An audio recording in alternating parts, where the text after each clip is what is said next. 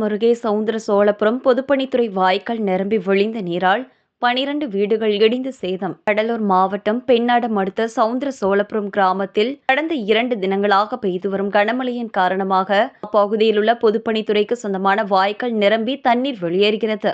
மேலும் வாய்க்காலில் 3 இடங்களில் ஏற்பட்ட உடைப்பின் காரணமாக அந்த நீர் முழுவதும் அப்பகுதியில் உள்ள வீடுகளில் புகுந்து கடும் சிரமத்தை உண்டாக்கியுள்ளது.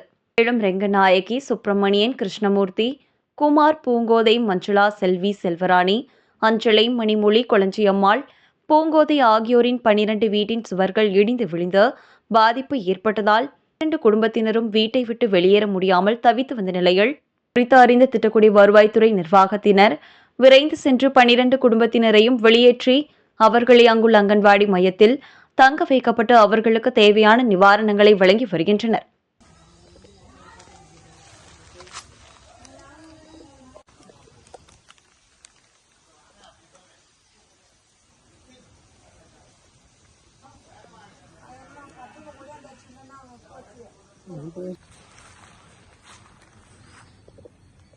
இந்த செவரும் அப்படியே வீரம் வெறுப்பு அதிகமாக வருது சார். காலை இதுதான் அப்படியே கல் முட்டு கொடுத்து இருக்குங்க. அந்தாண்டி